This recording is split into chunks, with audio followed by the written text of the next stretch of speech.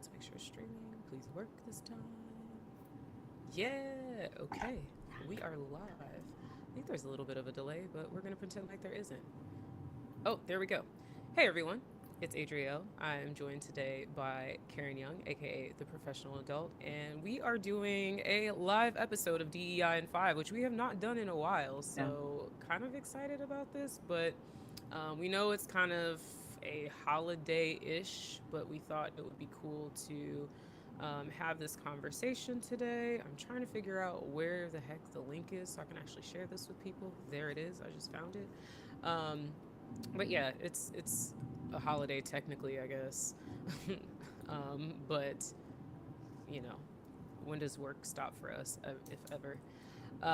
But with all of that said, we wanted to talk about the recent decision by SCOTUS on affirmative action, which pretty much is eliminating, um, I guess, affirmative action from higher ed admissions. So basically, race is no longer going to be sort of a check the box factor when it comes to admitting students to colleges as long as they are funded by uh, the government. So this isn't just public colleges. If a private university or college, which is receiving funding from the government, which is very common, most of them are, then this affects them as well and prevents them from being able to consider race as a factor whenever they are admitting people. So um, there's a lot to be said here.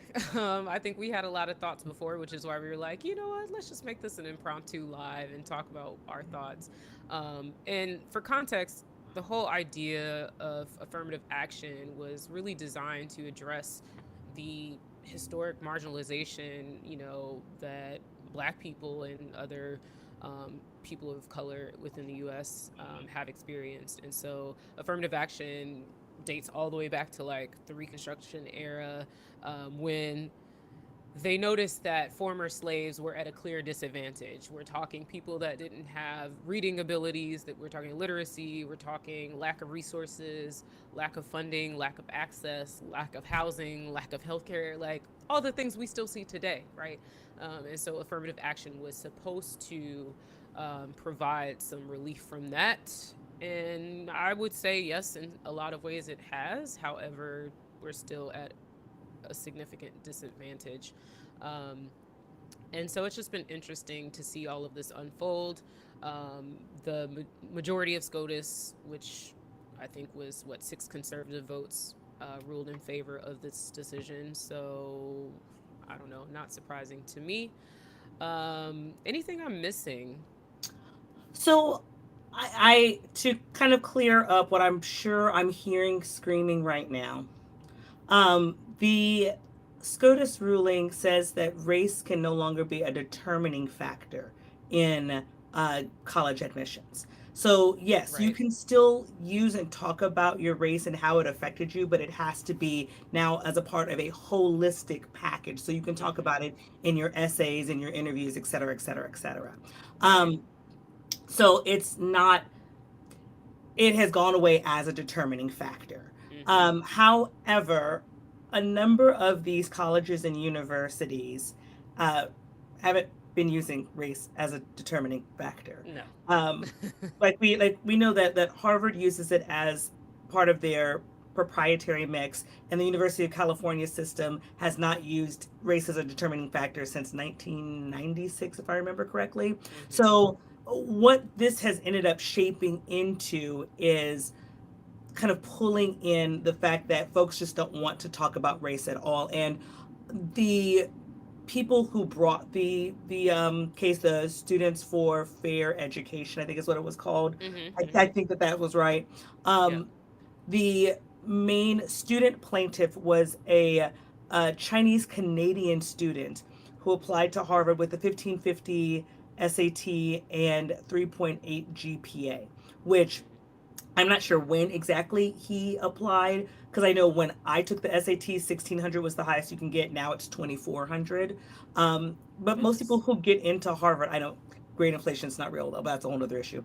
Um, Most people who get into Harvard are like the creme de la creme de la creme de la creme of their classes anyway. So I feel like this is very similar to the Abigail Fisher case in 2015. Someone who wasn't Mm-hmm. really qualified didn't get in, and so they're mad that someone who wasn't really qualified didn't get in. So, the Students for Fair Education, which is also now led by Abigail Fisher, by the way, I did a little bit more research by this. Yeah. Actually, now is now led by Abigail Fisher. Um, also, uh, the plaintiff didn't talk at all. So it was two white people, two white lawyers who Mm-hmm. represented this student. So the student who was an Asian student didn't talk at all. So Right. this really feels like it was just kind of designed to bring it up to the court itself. Um, Mm-hmm. so what exactly does that mean globally, and also kind of where does it mean in the process? Because I worked in college admissions my last couple of years in college.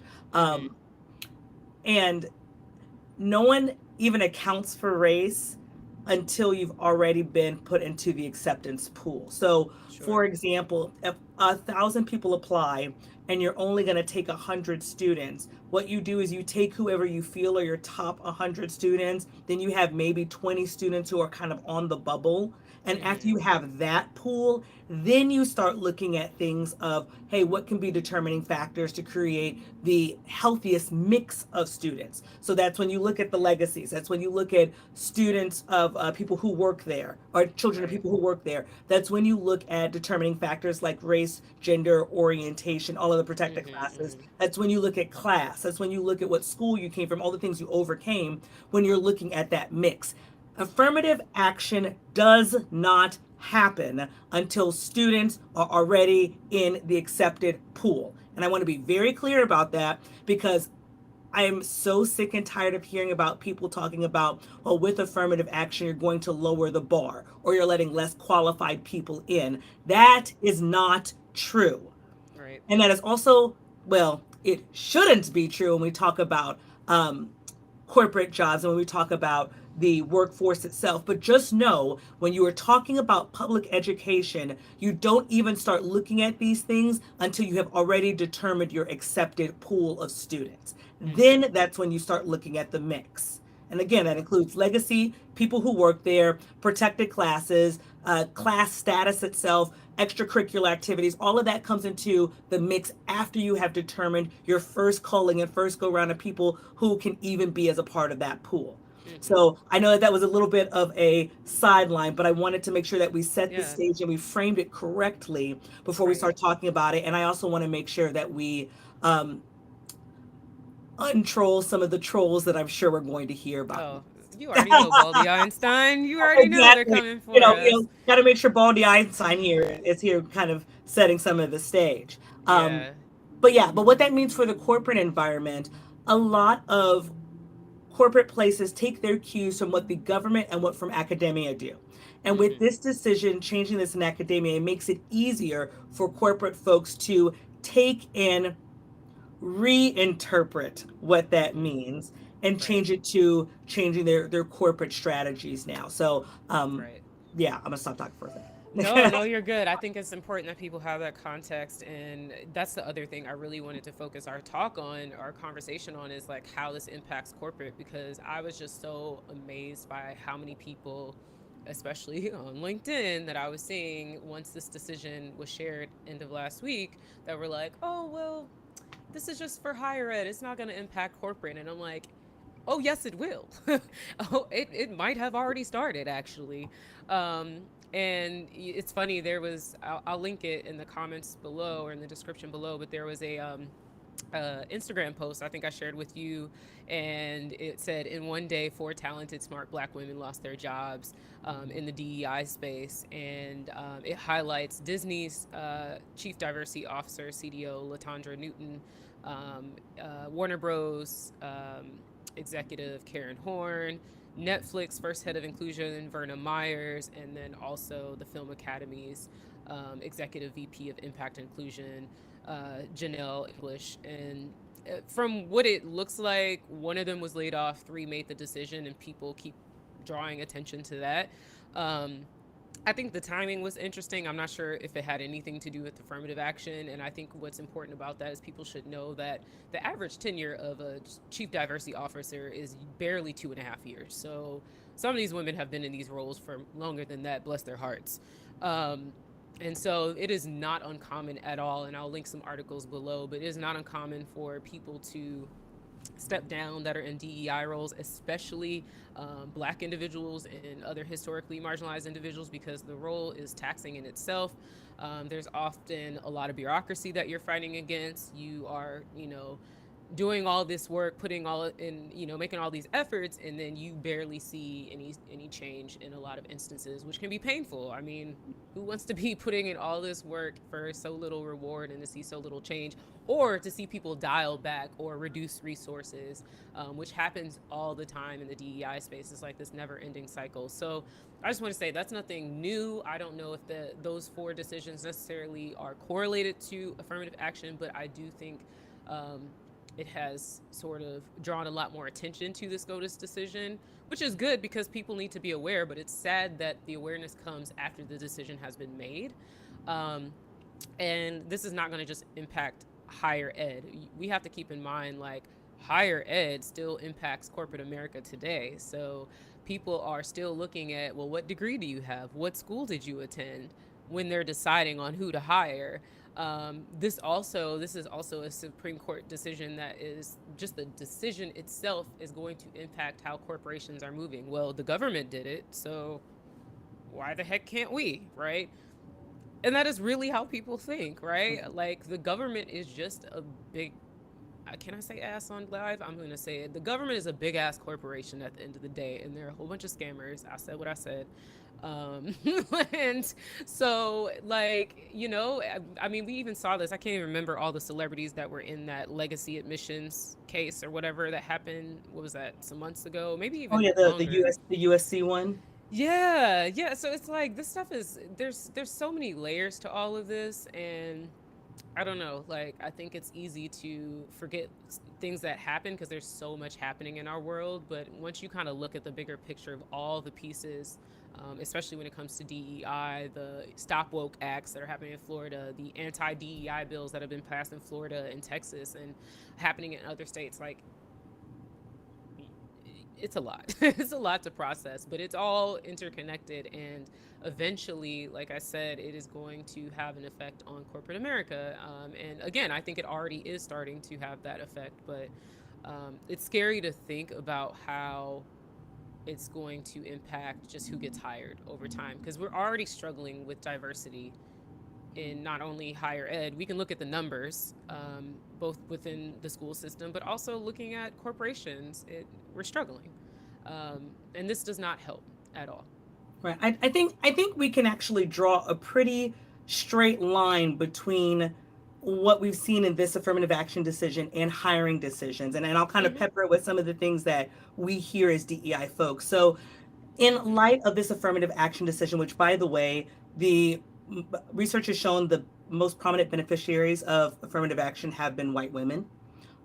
So I would like to, as a side note, I'd like to challenge everyone, especially white women, to Mm-hmm. understand that what happens with your siblings of color, what happens with other marginalized groups, also will happen to you. And Mm-hmm. so you need to be just as loud and as focused as everybody else. That's a side Yeah. note. Um, so what happens with affirmative action in schools, and we've actually seen this in other places, that once you take away race as a determining factor in creating your mix of students, the number of marginalized students will go down dramatically. So how do Mm-hmm. we connect that to the corporate world?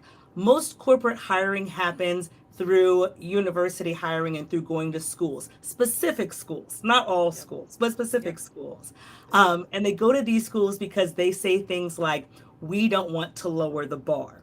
They see things like, well, we only want to pick the best from the best. And instead of picking from a wider pool of schools, they have self selected a certain number of schools that they want to pull schools from. pull Right. students from to bring into the organization, or people who have degrees from these schools. Now, Mm-hmm. if what has happened is that you have fewer folks from marginalized communities who are graduating from these schools because of the affirmative action process, and you only have corporations who only go to specific schools to pull people, what you have now ensured is that marginalized people are going to get hit twice. They're Right. hit coming into the school, and then the benefit of coming out of these schools, no matter what your grades are, because a C is still a C, Mm-hmm. no matter what it is, you no longer have this piece of paper giving you additional access and opportunity. And we Right. know that privilege, all privilege is the ability to have ease and access and opportunity in moving throughout this world. Now, Right. mind you, it doesn't matter if you're black or white or anything. When you talk about educational privilege, that is what helps to open those doors. But you only get educational privilege if you've been able to go to these schools.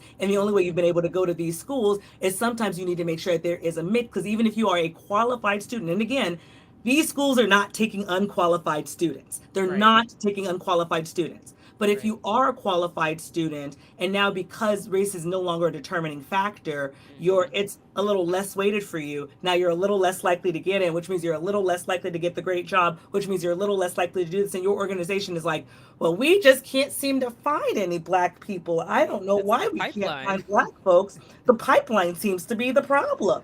You know, it's So pretty incredible. yeah, it's awful, but there that is your direct connection. Now notice I didn't say shit about class. Oh, sorry, I didn't say anything about class. I didn't say anything about those things, but know that things like educational privilege leads to economic privilege, which leads to opening those doors into different environments. And again, when we talk about those privileges happen no matter what your race, no matter what your gender, no matter what your orientation. Having a degree from Harvard or Yale or Stanford opens up more doors than having a degree from the University of Omaha. No shade to Omaha. Right. But No, it's a fact. And so if you're someone who may be a qualified person, like, Mm-hmm. for me, if I were a qualified person to get into Harvard, then, but I don't get in, that's going to make it even harder for me if I wanted to work at, say, Google. Right. It is a harder thing to do. And that difficulty is where that lack of privilege comes in. So this is how we're connecting all of these terms and all of these things together in an actual and real tangible way that isn't, well, why don't you just pick yourself up by your bootstraps? Yeah. It still amazes me how uneducated people are when they make that statement and how unaware they are of the many layers and complexities. Um, and this leads me to another point that I almost forgot. I'm glad you mentioned all of this, but the fact that people are so focused on this "I'm not racist" sentiment, and it's like the issues are so much deeper than your individual racism. A lot of what we're talking about is systemic racism that is embedded in everything we do. And by just saying, okay, no more affirmative action, it's basically saying that racism in any form, in the systemic form, just doesn't exist anymore. And it's just going to fix itself. That's not going to happen. No. Like, it's just not going to happen. It's embedded in everything that we do, whether we like it or not. Like, foundationally, it is there. The systems are designed to oppress some and uplift others. That is just what it is. And whether or not you as an individual agree with that, or don't see color and everyone's equal to you, I hate to say it, but it's irrelevant because the system doesn't give a damn. Right. Like, and Right. so until we all acknowledge that and can be like, oh, okay, like exactly what you just explained, connecting all these dots and showing how everything is so interdependent and interconnected, only then are we going to see some real change. But decisions like getting rid of affirmative action is not helping that process by any means, because again, it's just saying, all right, well, racism doesn't exist, everything's fine. Yeah, you can talk about your racial background and how it's impacted you as a person, but that's it. Like, you know. No, Um, and again, we talk again about privilege, and I want to speak especially to the people that I can already hear in my head talking about, well, I grew up poor, shouldn't that matter also? The answer is yes, it should. It should matter. It should be something that's considered, but let's continue to take it a step further. Let's walk through one more step. So, Mm-hmm. okay, fine. You grew up poor. And because you grew up poor, you didn't have the same access to other things, but yet you still overcame those things to be able to have the same grades, to be able to get Right. into the applicant pool, to be able to get into Harvard. Mm-hmm. Great. You know who else is poor? Black and brown students. Mm-hmm. And black and brown students, not only are they poor, the expectation is that they're never going to make something of themselves. If you Right. grew up poor in, you know, Southeast Texas, you Mm-hmm. grew up poor in Southeast Texas in an all white town. Yes, you had cards stacked against you. Yes, you Mm-hmm. had to work a little harder than somebody who grew up in New York City with the best access of everything. You absolutely did. But you also probably had property taxes around you that made sure that your schools weren't falling apart. You know, Mm-hmm. you weren't redlined into districts in which the entire district made sure you didn't have access to anything. You Right. didn't have the additional layer on top of it that by being black and brown, you're also more likely to be surrounded by more crime. Like that you don't have a little extra added stacked onto you. And that is the difference of privilege. That is the difference of those determining factors. Like, yes, you Mm-hmm. had a +1 for difficulty. Someone who might be poor and black and brown has a +2 for difficulty. So, Right. okay, now that the person has a +2, wouldn't you want to reward that person, especially as a part of the American dream? Wouldn't you want to reward that person for looking at their +2 level of difficulty and still making the same grades, still having the same GPA, still doing all of the same stuff to get in? Wouldn't you want that person? Wouldn't you want that person? Maybe, maybe not.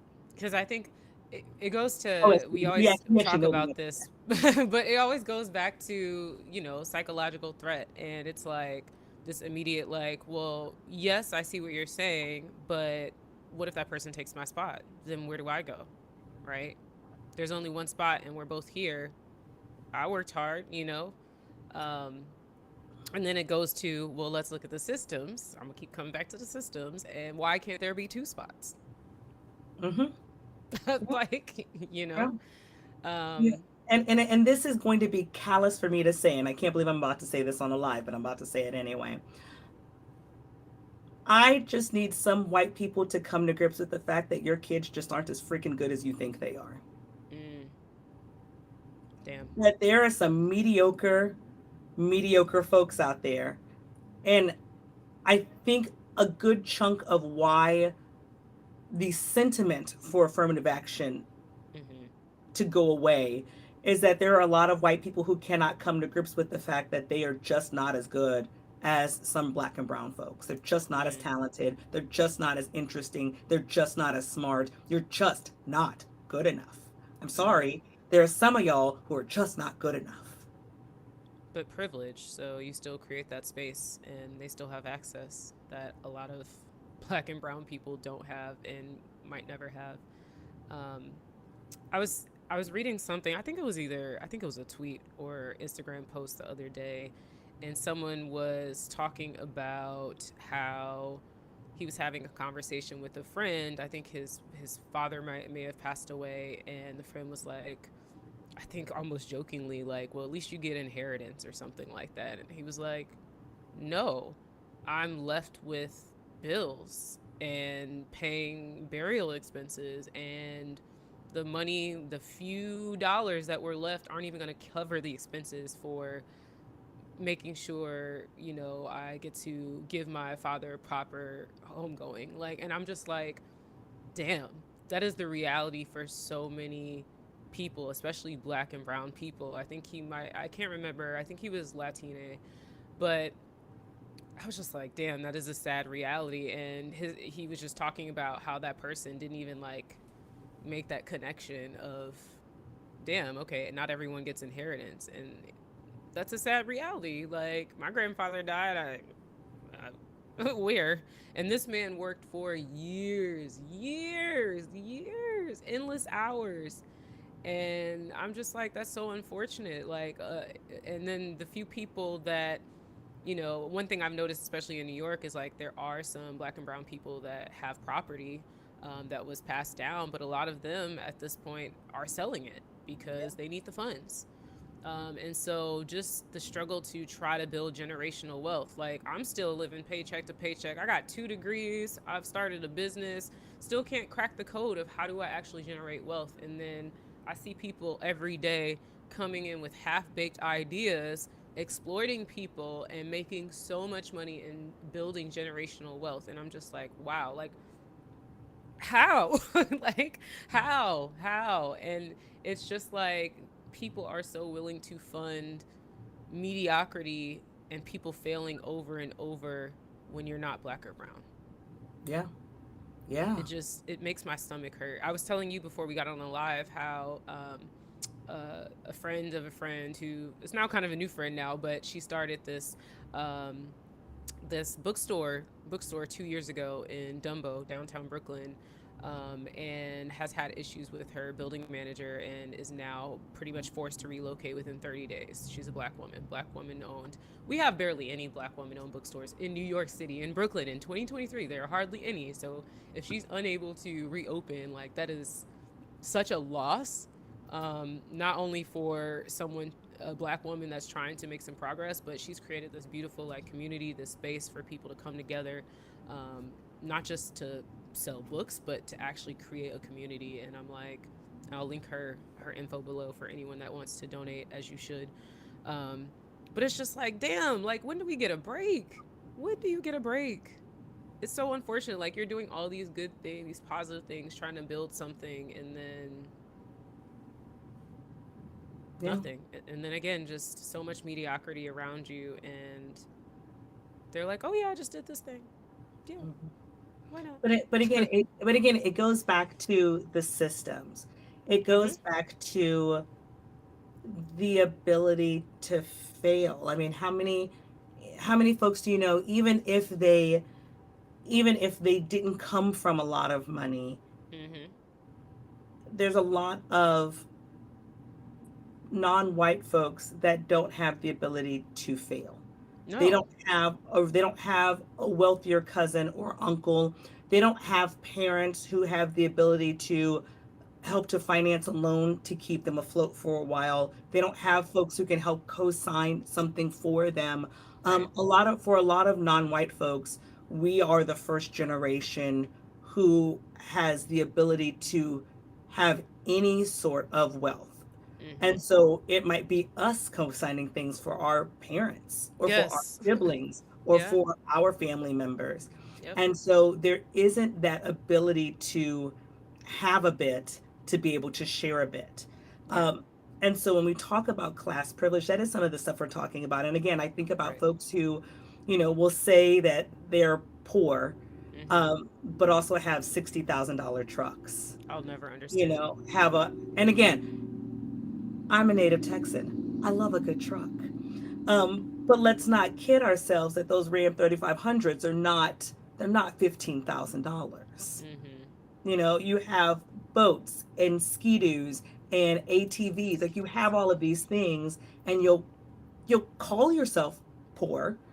And yeah, you might be living paycheck to paycheck, but you have a lot of assets. That you You're can you're get rid in your of if you need house. You to. own your house. It was easy for you to get a house. Those are all things that, having even though you may not have the wealth of other folks, you Right. have the ability to pass those things along. That is also generational wealth. Even Right. if you are not, balling out of control. You're not on a Right. Forbes top 100 list anywhere. A lot of non-white folks are just getting to the point where other white folks' parents and grandparents have been. We're just getting to that point. Yeah. So to look at us and be like, well, why can't you just pull yourself up? It's like, well, because so many of us are still sending money back home to our parents. Yeah. So many of us are funding our siblings. So many of us Yep. are sending money back home to our homes and communities. Yep. I can't sit there and buy, the newest Silverado edition. Yes, again, I freaking love trucks. Like, I can't Yes. I can't buy a new Silverado edition because frankly I gotta send $500 to my aunt who needs a little something something. Right. What am Right. I supposed to do? We don't talk about that enough either. And it's so interesting because there's so many people, black and brown people, that I've met and spoken to that work in tech, and I think there's this perception of, like, you start working in tech, you're gonna get that six figures, blah blah. You do, and but you don't feel that six figures because, like you said, you got to help auntie and them, you got to help whoever it is. And I think as part of our culture, like, we don't have that, like, I'm not gonna help you. Like, if my family comes to me and they need help, You there's no help. questions asked. Like, and I'm not, and I'm also, is not alone. I'm not chasing you down, I'm giving you the money, and that's that. Like, and so, and I know so many other black and brown people that do that. And so, like, these jobs, while yes, may make you six figures and it sounds exciting, once you start factoring all this other stuff, cost of living that's elevated, you trying to also spend a little bit of money on self-care to keep your sanity and be able to actually keep working this job, you are barely scratching the surface and you are living paycheck to paycheck, and it's really exhausting. And so it's like, when do we catch a break? But it goes back to what you were saying about structures, and I want to kind of again tie it back to affirmative action. Mm-hmm. Like it goes back to the structures itself. And Yep. so when you are hearing people upset about affirmative action, Mm-hmm. please realize that that anger and that pain and that sadness is not coming from an individual level. That pain and hurt and sadness is coming through. We see how this is going to affect the structure of what's Mm-hmm. happening. And so, if you are not someone from a marginalized community, the hope is that you understand that the way that this will affect us is not necessarily on an individual level. It might be Mm-hmm. individual level, but we want you to start looking at trends. We want you Yeah. to start looking at what is this going to mean over time? How is this going to shape the American experiment? Mm-hmm. And what I'm kind of coming to, which I think is distressing for me to think about, are Yeah. just how many people are okay with the structure Yeah. being messed up, or how many people are just okay with, oh well, Yeah. I got mine, screw you. Well, I mean, and that, we could go on and on this one, but then that ties into how individualism has overtaken our society, especially in this post-pandemic world, and how capitalism has fed into that. I mean, and it's so unfortunate. Like, the just the idea, the sense of community has been so lost. And so it's like you said, oh well, I got mine, I'm doing me. And it's like, but it's so much more than just that individual basis. We're going back to the systems and the structures. um and I don't know, there's so much crap happening in this world. It's hard to stay hopeful at times. I have my days when I'm like, well, what am I going to do about it? But at the same time, something has to be done. This can't be it. After everything we've done and our ancestors have done and fought for and gone through, I can't imagine at this stage, at this point in life, just being like, oh well. But I also understand, especially for the black and brown people that are at the oh well stage, that they're tired. We are tired. We're tired. So I get it. But I hope that more of us can speak up.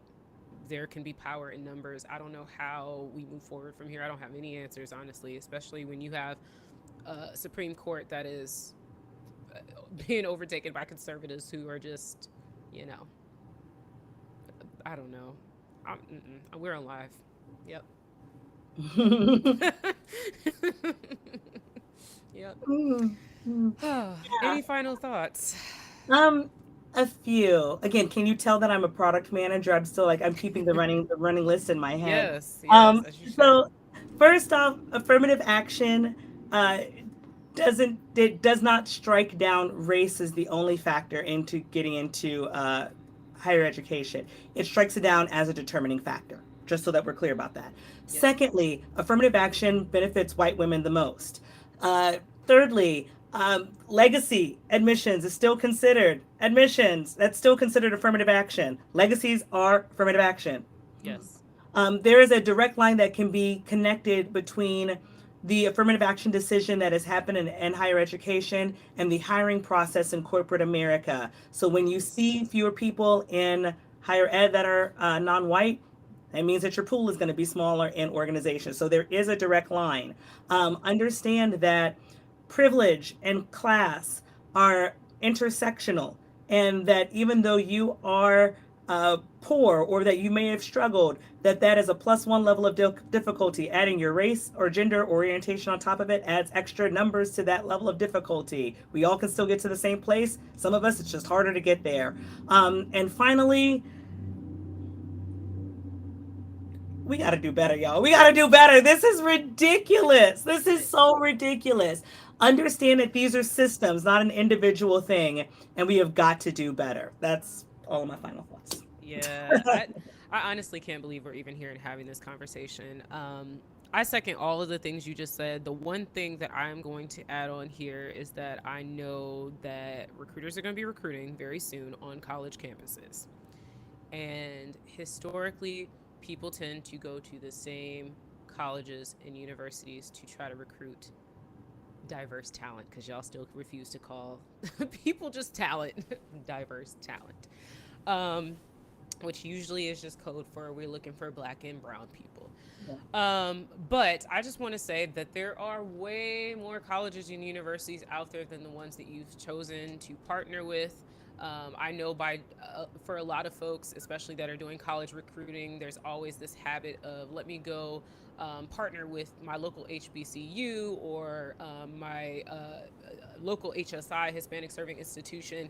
That is well and good. Keep doing that. Please do not stop. But also recognize that there are students at some of these PWIs, these primary predominantly white institutions and at your local colleges and universities that are incredibly talented, and people do not partner with those schools and those programs, and it is such a disservice. There is talent out there because we constantly hear, as DEI consultants, we're constantly hearing the pipeline is the problem because you are not trying to help the problem. And there are plenty of talented people out there who just need to be given a chance. Um, and there just needs to be just more connection. There are so many organizations out there that are amplifying and serving as a networking resource for historically marginalized groups and individuals. All you have to do is look for them. And you have to be intentional about it. A lot of times we have very, very narrow networks, especially recruiters. I know tons of recruiters. I used to be a recruiter. LinkedIn was the place to go. You go on LinkedIn, you run your search parameters, you try different things, you look for different keywords.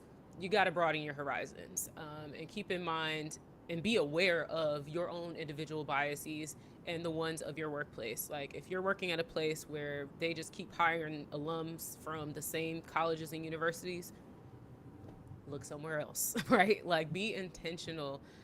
There are so many other things that we can do despite this affirmative action decision happening to continue to ensure that we are hiring diverse talent. And I think it's going to be so necessary moving forward, especially as our country continues to, the demographics of our country continue to shift. I don't know why people want to act like it's not. But America itself has become way more diverse than it was in previous years, and it's happened really quickly, and it's only going to continue happening. So, at some point, something's going to give, and the systems and the processes and the procedures are going to have to support the people in this country one way or another. I don't know if it's going to be pretty as we go through that process, but it's going to have to happen at some point. Yeah. That's Yeah. all I got. That's fantastic. All right. A pleasure as always. This was DEI in 35, 37 today. Thanks for joining us. For those of you that joined us live, thank you so much. And yeah, we'll see y'all back here very soon. We got plenty of things to talk about now. Plenty of things. So check back soon and we'll see you then. Be sure to like and subscribe. All right, y'all. Bye. All right.